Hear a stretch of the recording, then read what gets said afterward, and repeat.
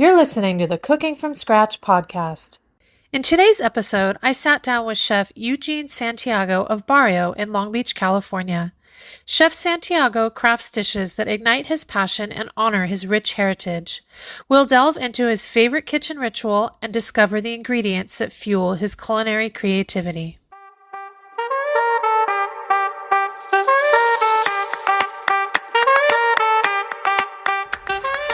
Hi, I'm Aaliyah Iden, and with over 15 years of cooking in professional kitchens and at home for my family, this is the first non-cooking cooking podcast that shares how to make cooking easier so you can feel inspired and motivated to cook in the midst of your busy life.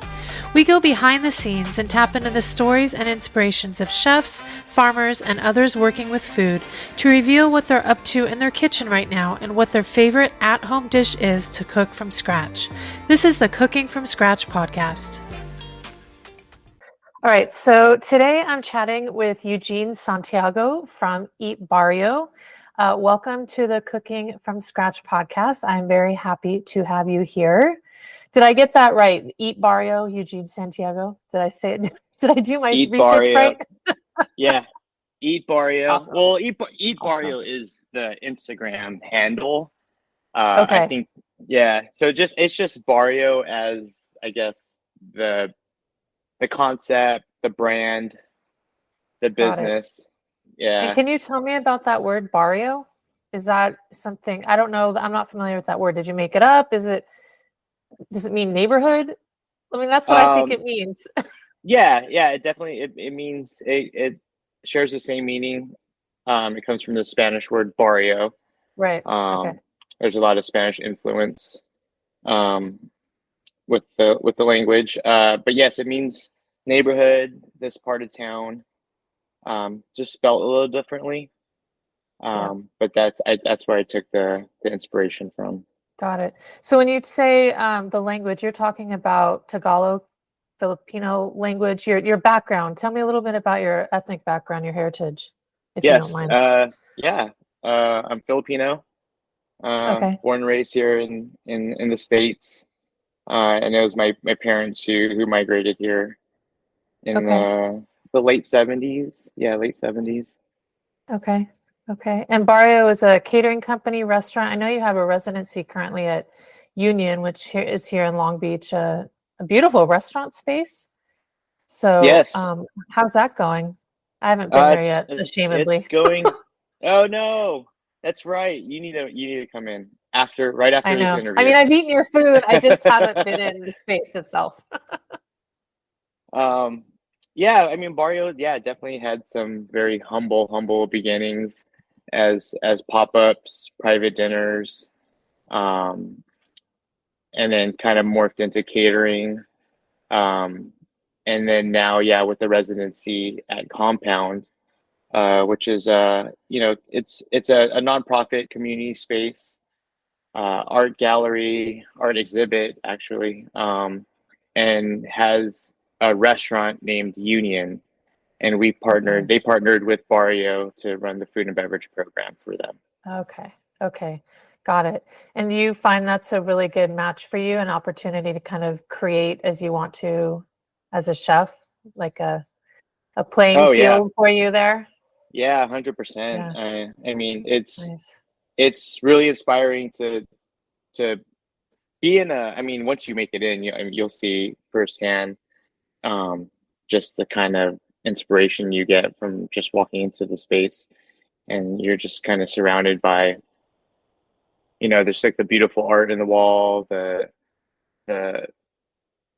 health and wellness programs that Oh, cool. I are didn't know ran that. through the space. Okay. Also, kind of help with just to the capacity of how I want to cook. It does lend some inspiration in that sense, whether it be wanting to cook more healthy meals or want to enjoy a candlelight dinner at night, like in the courtyard, or Right. taking on big groups who have different requests, because it does actually double as an event space.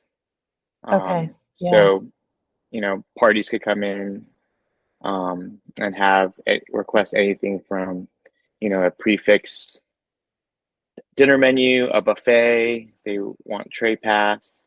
So it's definitely um, testing, the Yeah. capacities of like how we serve food also. That's fun. That's fun. Tell me a little bit. I looked at your website a little bit, but tell me a little bit about your inspiration for what you're making. It seems like it's coming a lot from your background, but you want to be able to experiment as well and kind of interpret things in your own way. You had a quote on your website about um, basically defining success for yourself. And I thought that was really cool because I think that applies so much in the cooking world. There's such this idea of what good food and good cooking and bad cooking, when in reality, it's really just a space to play. That's how I view it anyways. It's really a space to play. And this idea of defining success for yourself in that space, I find to be a really exciting one. Do you think that's what's happening with your current work, that you're really able to define success for yourself in that way? I don't know if you're familiar Yeah, with that quote on your website. It might be like really old or yeah. something. I mean, if it's a quote you pulled from the website, I'm pretty sure I said it. And it says it's you. I was like, oh, that's very Or my wise, ghostwriter, Eugene. or Chat GPT. Okay, yeah, right. Totally. No, no, Totally. no. Yeah, That absolutely. I definitely said was. that. It sounds familiar. Yeah, but I I love it. I completely agree with you of kind of just defining for myself like my personal definition of like what success is, and how to fulfill that for myself. Right. Right. At the end of the day, just there's bills to be paid.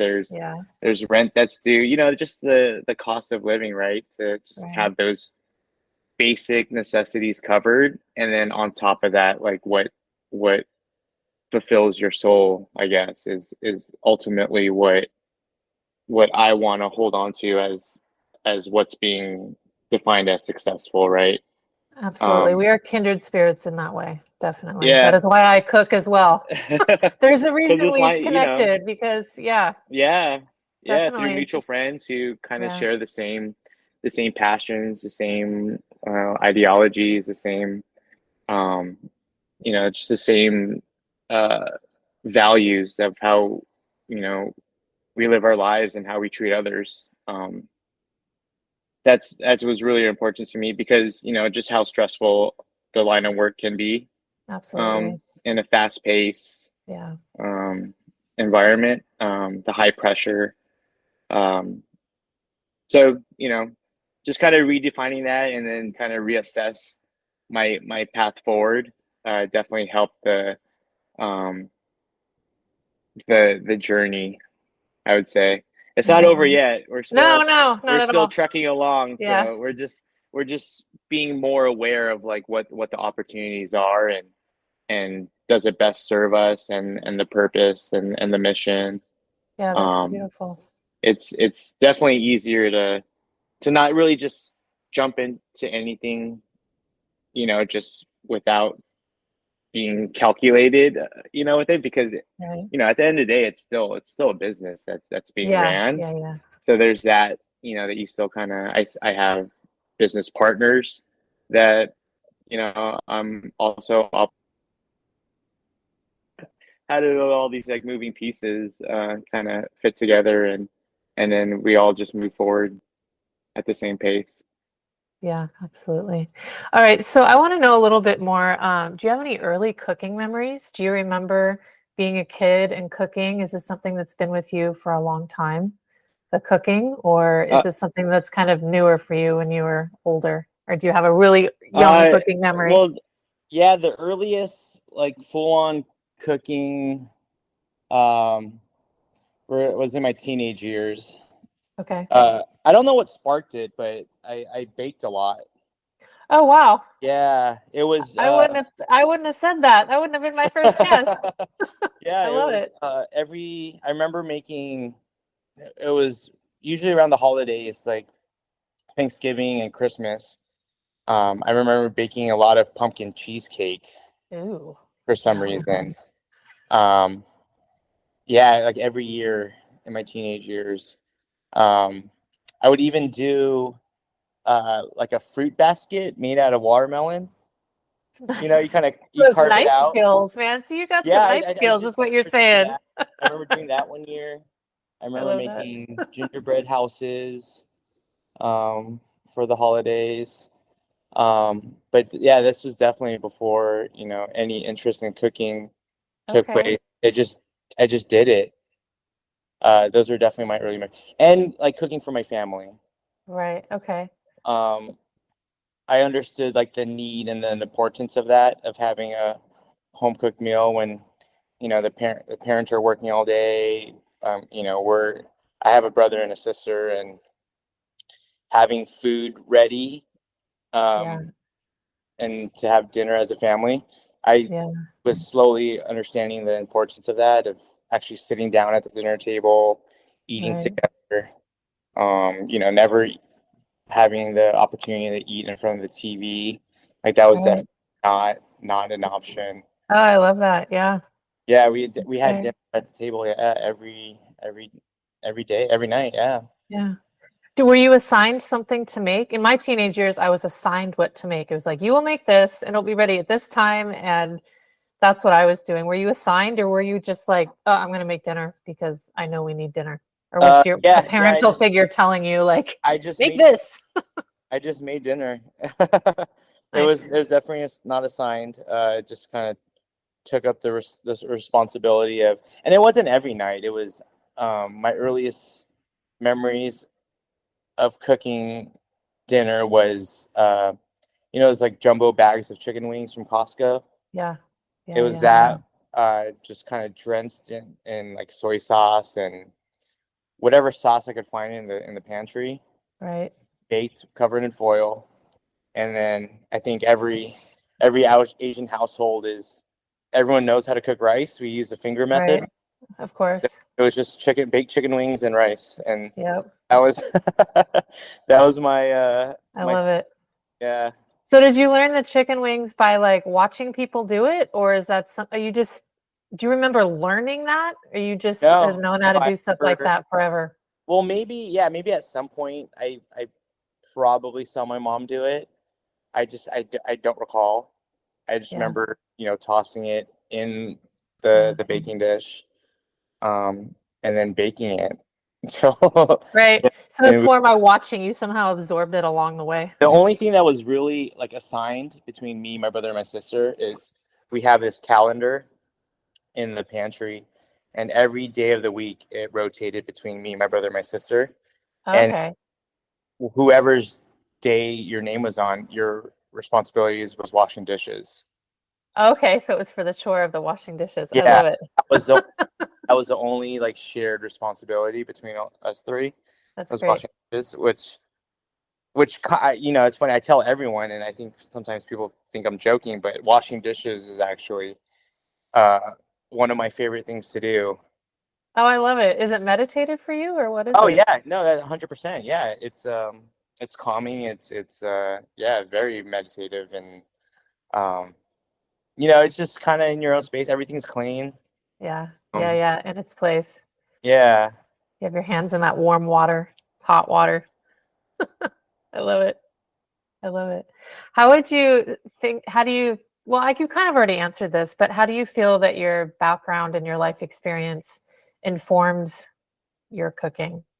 Either your experiences in life or your heritage or your family or any of it. How does that inform your cooking? Like, how are you bringing it every day into your cooking, do you think? I mean, it influences like 100% of my cooking. Yeah. Anything that I take as inspiration, whether it be, art or music even, or just kind of like what I'm eating in the moment or that week and get inspired by. Yeah. Definitely like cooking through the seasons is a huge inspiration or like a wealth of inspiration because it changes so frequently. Um, Hmm. so yeah, and even the style of cooking of you know it, things just don't have there's a Japanese expression. I'm not going to say it because I don't know it, That's but okay. they have a word of like you know the um see, I'm even spacing on it. It's like the perfect in the imperfections, or the, Right. I know what along you're those saying. lines, like Yeah, kind of like yeah. Like like it's being, not about it being perfect, but it's about the process more and about the imperfections within that yeah, process, kind like of. rough around the edges Right. it could be perfect in its own sense, Yeah, and absolutely. depending in context and and the way you're presenting things, like those imperfections just are a lot better, and maybe even complement what you're doing or what you're serving even more so. Um, Absolutely. so yeah, I mean everything in my life. Um, yeah, especially my heritage. I mean that's really definitely been fun of Yeah. learning, and also seeing the attention that kind of Filipino cooking has been getting lately. Hmm. That's really fun, and a lot of ways, a lot of cool to be a part of. Kind of like this like little renaissance of Filipino-Americans um, cooking Filipino food, their way, and um, how does it kind of bridge that gap of growing up here in America and Right. it with a new set of eyes and and different produce too. Right. I love that. So let's go to that. Took a look at some of the dishes that you offer on your website, your catering, like dishes that you can order on your website, I'll say. Um, and I picked out a few things I want to ask you about. And for our listeners as well, in terms of ingredients, because there are ingredients that I'm not super familiar with. And so I'm Uh, going to ask you some things. uh, Okay. I don't So even know what's on this okay, catering. so I'm going to tell you what's on your website. I love this. Now, I All right. know we do these marketing things once and then they sit up there forever and we're like, I don't know. I don't remember doing that. There's this dish on there that's a roasted cauliflower, which I think you made at the farm, but Oh it yeah. had a tamarind dressing on it.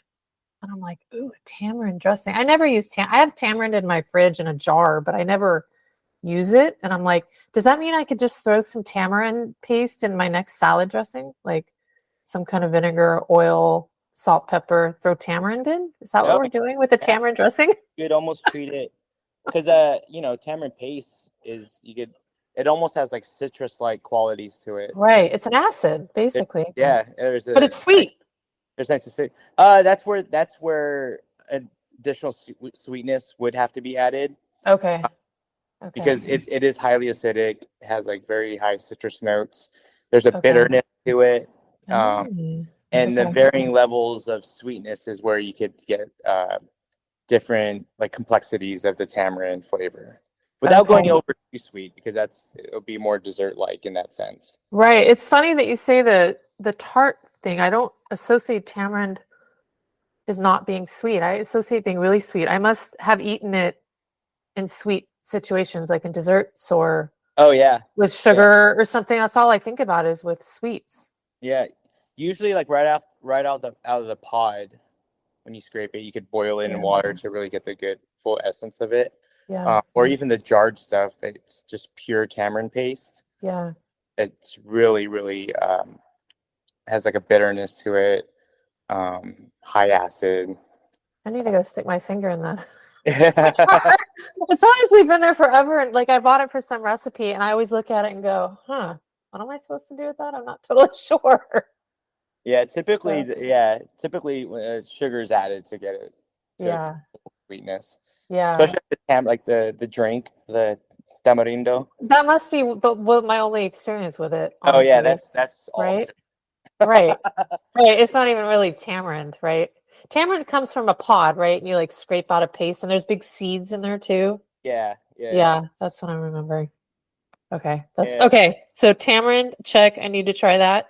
Do you have a recipe on there? I can't remember the full dish. Not a recipe, but you have a dish on there that uses cassava leaves, Oh, right? cassava So leaves. cassava leaves are like the leaves of the yucca, the taro. And what am I right in asking Yeah, this? the yucca plant, Yeah. cassava, and essentially like the root is where you get like tapioca starch from.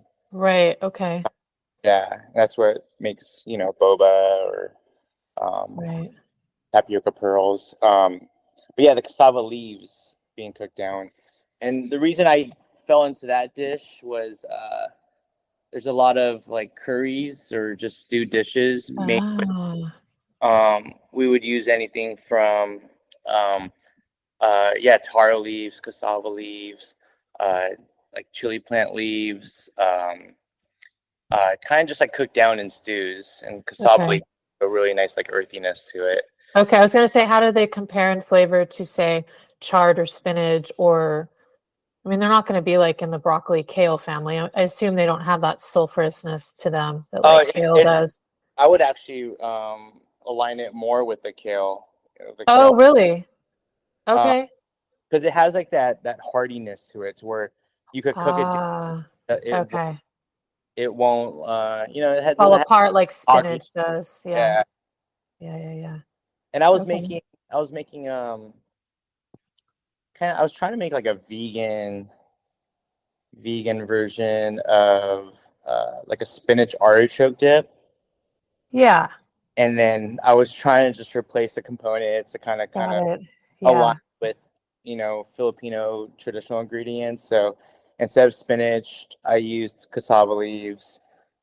Instead of artichokes, at that time I was using the banana heart, Oh, because yeah. it is artichoke like. Yeah, it and totally is. That makes so much sense. and I just And cooked it. that being the heart of the like, it's the heart of the leaf of the plant or something? Or is it the Uh, root? Do you the know? flower, no, it's It's the yeah, flower. it would That's right. flower, yeah, That's and right. then once it blossoms, that's where the banana Yeah, fruit. the bunch will come out of, right? Yeah, but if it's picked before, you almost have like it looks like an oversized artichoke heart, really, Right. and you could Yeah. cook it down, and um, yeah, I just treated that as like a spinach artichoke dip and cooked it down with coconut milk, and Oh, you get the same consistency. It's almost cheese like, because that is so cool. yeah, it was fun, and you just kind of spread it over bread. It made a nice little spread that you could add to like maybe like a cheese plate or something. Yeah, I never would think that it would get so thick. I think the thing on the website was with coconut. It was something with coconut. I don't remember Yeah. exactly what it was called, but I would never think it would get so thick. That's cool. Okay, something else to try. I'm trying to give inspiration to my listeners that are unfamiliar with certain flavors and ingredients, like some inspiration to try something new. So this is why I'm going through these things. Another thing I saw in there, which is a bit more standard, is papaya salad. We see that a lot.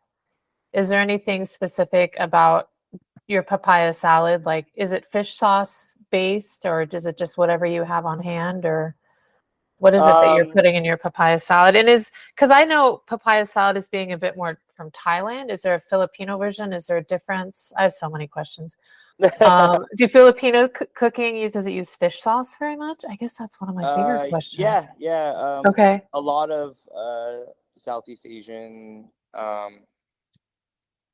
I'm trying to look. Actually, sorry, I just lost you right now. Oh, it's okay. Give me a Um, minute. but Um, yeah, like different countries have actually like their own fish sauce, which have mm, different flavor profiles actually. absolutely, I bet. Um, Filipino fish sauce, patis is what it's called in Tagalog. There's a it's a really strong saltiness and brininess to it. Um, it's very like in your face fish Okay. sauce, but there's a lot of umami across the board. Like fish sauce has like a lot of umami to it, but I lean more towards like the Vietnamese um, Thai fish sauce. Okay. I, What's the difference? I find it a little it's a little bit more tame. Hmm. It's a little bit more like palatable, and there's a sweetness to it Okay. that I don't really find in Filipino fish sauce. Yeah. Got it. And do you put that in papaya salad? I just assumed based on when I've made it, but I guess you don't have to, huh? Yeah, you don't have to. Yeah. The papaya salad, well, the one that we actually make in at the restaurant, I use a vegan fish sauce. Okay. So that it it does have the umami, not as much as the fishiness, but it has like the complexities of that you would find in fish sauce. Yeah. And is that made of coconut aminos, I'm wondering? That's my guess. Or is Soybean, it something else? yeah, it's like a extreme version of fermented soybeans. Right. Okay. Okay. Yeah. I, I Got it. remember reading the ingredient list, and I think it just says fermented soybeans. Like, all right, great. Oh, it's made in Australia though. I know that. Oh, interesting. Yeah, I get a lot of really good organic Asian ingredients out of Australia. Like that's why I notice a lot of them coming from Australia. Oh Like yeah, I'll go to Hmart and I'm like, I can't read half the things in Hmart anyways, but I'll go through the things. So maybe it's that a lot of the English ones are from Australia. And so I end yeah, up picking those because I can't decipher the other ones, yeah. It's usually unfortunately. a crapshoot when you Yeah, get the foreign stuff, and yeah. yeah, but that's also the fun. That could be also I fun. agree. I agree. Like if I find an H Mart for my listeners is a Korean grocery store. Korean. It's just a large pan Asian grocery store, but it's Korean based. I think probably more Korean ingredients there than other stuff. But if you want soy sauce, go there and stand in front of the 3 aisles of soy and just Yeah. try to decipher the bottles. I always try to remember the ones that I bring home, take a picture or something like this one was a good one. This one wasn't a good one. Oh, there you go. Just start Because half categorizing. of them don't have English, or the English labels are so tiny I can't actually see them, even with Yeah. glasses. Or like the font size is so tiny. I'm like, well, this is just going to be what I'm buying today. That's fun. I love it. So papaya salad, when I learned how to make it, you had to have this like special knife. Do you know what this knife I'm talking about? I learned to make it from a Thai guy. And it was like this knife with this like special slit in it, and you had to like he took the papaya and he like Was it almost like the vegetable knife where it's like almost rectangle like? yes. Yes. Yeah. Do you use that? I use a peeler. You just do like a julienne peeler, I right? use And a just like julienne peeler, yeah. yeah, okay. I think But yeah, that's so much traditionally easier. there is that knife where you make the lines. Yes. You turn it to scrape the lines, and then that's what gives you like the julienne pieces. Yes. Yeah. That was always a barrier for me. I was like, well, I'm supposed to get one of these knives. What? I could barely understand how he's using this thing. What? So I haven't really made it very much, but I have Yeah. a julienne peeler. Yeah, there you go. I I guess can the manage purpose that. of that is because I think you don't want to bruise the papaya too much. You want to Right. be able to leave like the integrity of it to because you want that crunchiness Yeah. from papaya strands. Oh, right. If you start bruising it, it gets really soft, starts It to break gets down. really soft, yeah. And I think that's what you normally get with because Filipino has like a papaya a version of papaya salad, Hmm. achete or Okay. achara, Okay. Yeah. like And what's pickle. the difference between what people might know like a Thai version of a papaya salad? It's more so like uh what's some what's some Mexican pickled jalapeno carrot onion dish? Mhm. Yeah, I know it starts with an E, doesn't it? Yes. God, I'm blanking on I names. know. And Uh, I'm like, I know but what you're talking about. it's more Yes. like that. It's like papaya. Escabeche. That's like the There's Spanish one. No. Is it um escabeche? No. escabeche. Yeah. Escabeche, yeah. There Okay. you Okay. That is it. go. Got it. But yeah, papaya, carrots, onion, and it's more like a soak, like a pickle soak. Ah, Yeah. okay. Okay, that is different. That And is different. it's thicker cuts of papaya, different flavor.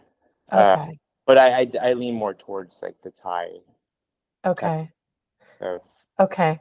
Got it. And you're using it's the unripe papaya, right? That's what is papaya, used to make green papaya papaya. salad. Yeah. For those that aren't familiar. That's great. I noticed an event you're doing coming up soon at Crafted, which was that a current thing I saw? Yeah, Was it on that's social media or something? recent. Yeah, that was a recent partnership with the good folks over at Sowing Seeds of Change. Uh, Oh, you know, okay. they they rented a booth over at Crafted, and Ah. because Dina also has Feel Good Kitchen, All right, Dina. Okay, yes. I know yeah, who you're talking about. Yeah. she runs a Yeah. commissary kitchen, Yes. that has people making everything from salsas, and I forget who she rents out to, but she has a lot of like Right. um people who rent from her who make who bottle their stuff, and Right. Right. there's a booth at Crafted to kind of um help on the retail side. Right. uh, Right. Cool. The and reason I ask is because on the thing there was a jar of coconut jam. Was that you? Yeah, The we do the coconut What jam. is coconut Yeah. jam? Coconut jam is just a cooked down coconut milk with essentially just like sugar. I use demerara sugar Uh-huh. specifically because it Okay. has a nice like butterscotchiness to it. Yeah. And then Right. pandan leaves. And Um, what leaves? pandan leaves. Pandan. Oh. Yeah, pandan Oh. is So pandan, yeah, explain palm what leaf. pandan is. Yeah. It's like, similar to like a palm leaf, but it has like this like vanilla cakey custardness flavor to your. It's usually made in with pastries. Usually it's associated with a bright green color, Yes, that's but what I know it baked from. goods and Yeah. pastries. Yeah. Uh, but yeah, it has like this nice like kind of leafy, cakey vanilla custard. It's really hard to explain, but No, that's okay. I've it only had it in a drink, so I'm not familiar. So it naturally you cook that down with the coconut milk and that being like the clearish stuff, right? Not like any of the coconut meat or anything, just the straight coconut oh water, I guess you would say, or is it oh no, the coconut milk. Yeah, you want like the oh, fat. like You the want super thick stuff?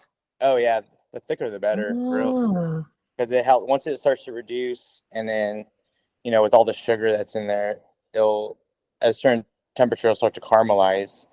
So now when you oh, get that like rich brown complexity color to it, and then once it reaches certain reduction, it becomes like jam like. It that becomes is so cool. like a nice um, custard almost. I feel like I can smell it as you're talking about it. Oh Like yeah, vanilla-y, coconutty, a little bit yeah, it's really good. It's caramelized. I'm really like, really good. oh It's a wow. popular like Singaporean breakfast item called Ah, kaya toast, okay. and they make a coconut jam served with Okay. it's usually like a small little toasted sandwich on like just like Ah, white bread, coconut jam, and almost like sometimes they'll put like butter wedges and you just oh eat it like wow. a sandwich. Yeah. Oh wow. That sounds rich and satisfying and Yeah, delicious. it's a nice richness because it being a breakfast item, you have the hot coffee, and it kind of goes like hand in hand. Uh-huh. Yeah. Because it's a bit sweet, right? Oh Like, yeah, yeah. It's a lot of sweet. yeah, it's a lot of sweet. So you have that nice coffee to cut that. Yeah. I love that. That's great. Oh, I'm learning so much. Thank you for sharing these about these ingredients I'm totally unfamiliar with. I love that. I want to switch gears a little bit about so part of my podcast is about inspiring people to cook from scratch, like I said.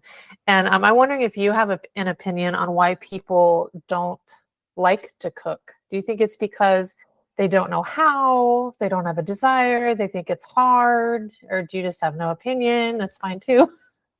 This Um. is something I'm always thinking about. People Yeah. talk to me about cooking, and I'm like, I think they're alien. I'm like, how can you not like to cook, right? But I'm very, Yeah.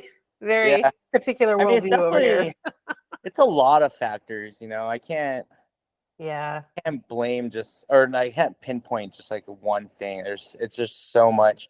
We're at a point where we're like conditioned to not to cook anymore. I know. To at the end of the day, like with the the technological advances of food delivery systems, I know. you know, It's we easier not to a lot of yeah, times. yeah, Yeah, and then businesses are being created with meal prep options, which are yeah, actually like really, really nutritious, healthy yeah. alternative. They're getting better and better for sure. Oh For yeah, sure. Yeah, uh, but also yeah, just the rise of just like fast food and how people um, make decisions based off the with their wallet. right, right. It is cheaper sometimes to get a quick meal than Yeah, spend groceries. and But go through the whole process. oh yeah, then you got to Yeah, take time, and people are too busy, and um, so definitely a lot of factors. I think it's just people just have to kind of like realize, um, I guess like in the long term of those effects, and not just like the the temporary satisfaction of like, oh, I'm hungry, I need to eat something. But Right. then what does that really translate down the line, whether it be like your health or Right. because we are so like connected that you have to ask why this cheeseburger is cheap Right. than this whatever this option is. Right. But you got to like do your due diligence and like kind of take a peek behind that curtain of like, why is this cheeseburger that traveled halfway across America Right. cheaper than, people had to get paid to make this burger, not, Absolutely. not only the fry cook who made it, but like, a cow was associated to some capacity with that beef patty. Totally. A baby Totally.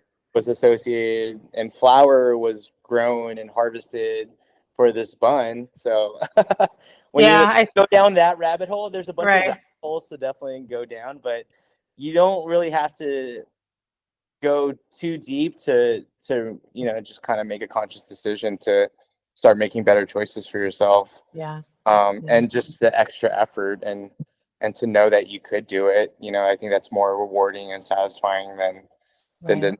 the temporary satisfaction that we get. Yeah, it's meaningful to cook your own Yeah, food. It really is, isn't it? It's a yeah, different feeling at the end of the day than just like being done with dinner in 15 minutes and whatever. Okay, great, I ate. Right? and just like just as a basic human need, right? It's we need food, water, and shelter. You Right. know, Right. they're very basic in a sense. Accessibility, that's a different question, but like Right. we have to take care of those just three basic items to just live.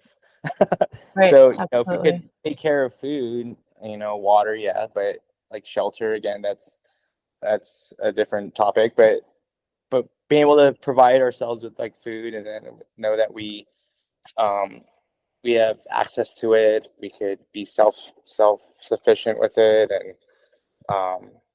I think that's just like a skill that we need as just to For live. hu- Yeah, for human Uh, fulfillment. All yeah. right, I'm going to switch gears a little bit. What's in your freezer right now? I don't know if I should ask at home or at the restaurant because I Oh, know that's like a oh, loaded question for chefs. They're like, is this um, podcast video or just audio? it'll probably be video too. I mean, the Video? audio will come out first, but if you want to show me, show me. Yeah, if you. Let's go. Let's go on a All field right, trip let's of go. Eugene's freezer. All right, I'm let's here go. for it. I love it. Since we're in here, I did get dropped Yeah. off some beautiful fresh eggs from Nice. Look at Temecula, those. Those are beautiful.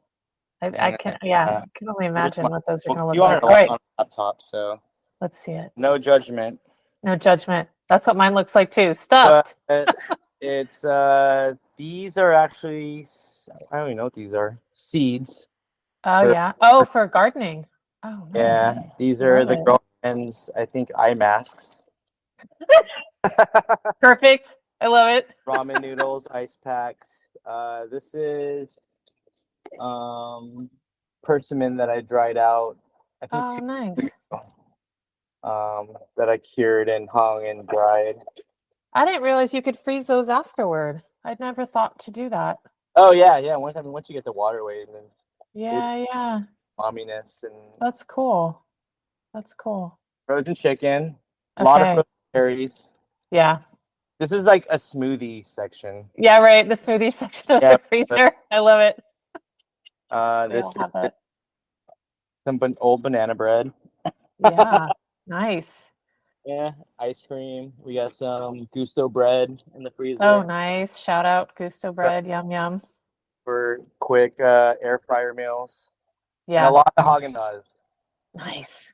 A lot I of love it. That's perfect.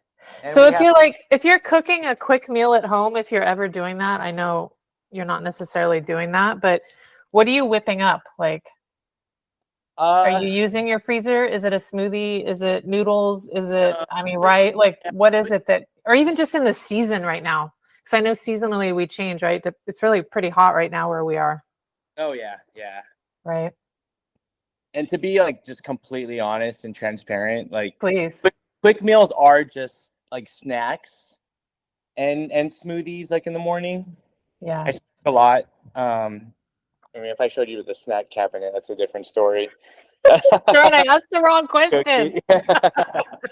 But I I love mean, it. quick meals that we would cook here would probably just be like maybe anything that we could really just throw in the air fryer as far as like protein Yeah. protein wise, whether it be salmon, chicken, and then just with steamed rice. Yeah. What would Really your go-to seasoning be? Like, what would you throw on this salmon or chicken go in the to air fryer? Like, what would you do? Like, don't think too hard about it. Just be like, oh, yeah, I'd reach for the it's a XYZ, hot sauce, whatever hot sauce I have. right? So salt, Yeah, hot sauce, that's it. yeah, that Yeah. as quick meals. Yeah. Yeah. Totally. Totally. I love it. I love it. Yeah, to be honest, I don't really like my girlfriend does a lot more cooking Well, than I and I know, like, when I cooked in restaurants more, I never cooked at home. So I know it's a weird question. No, Like we're it's spending not weird at all. Yeah. It's not weird at all. I mean, I wish I cooked more, Yeah. to be quite honest. Because it is, it is nice to cook for ourselves, and you make enough for like 2-3 days to get you through half the week. And because the one thing I really don't like to like let things go too long if whenever we go grocery shopping. Right. There's that saying, if you have, especially in the restaurant, if you put things in the freezer, you might as well just throw money in the trash. I've been in some pretty well-run kitchens that actually use their freezers, but Unless yes, it's I ice totally cream. know what you're talking about. Unless it's ice cream or French fries. Yeah, I know. I know. You need somebody keeping track of that freezer. Oh yeah, for sure. Because it could just be like, yeah. That's where things go to die. Oh yeah. Totally. Is there anything that inspires you or motivates you to cook when you are really not feeling like it, or when you're tired? Or are there any cookbooks you're turning to, or other chefs you're turning to that are like, man, this person's really doing some exciting stuff, when you're just not feeling up to it? Like, how do you get inspired? Well, I try to feed on or keep up with like food news, food related media. Eater, I'm on Eater almost every day. Nice. Anything like locally, like LA Times, even Long Beach Post would do any food related content. Just to kind of just keep up with food trends. That's always really inspiring. Stay up to date of who's doing what. And not so much in a way where like I think I could do better, or I need to ramp it up. It's just like it's really cool that these people are doing things, and not to like toot my own horn, but like, yeah, it's I share this space of feeding people with them, whether they're up here at a higher caliber or tier, and I'm just on my own. I'm in my own lane. I just try to stay in my but it's just really cool that they're doing this stuff to that caliber with a different sense of like disciplines, and and I get to cook food at this level, and we're at the end of the day we're feeding people. Right. So you're focusing on that connection, like you're not operating in a vacuum. You realize that there's like a way bigger picture of like, I'm feeding people, and I'm connected to other people who are feeding people. Yeah. This is what I'm hearing from you. Yeah. We're all doing the same thing at the end of the day. There's space for everyone. There's work to be done to provide this necessary thing that we need, and that's food and to eat.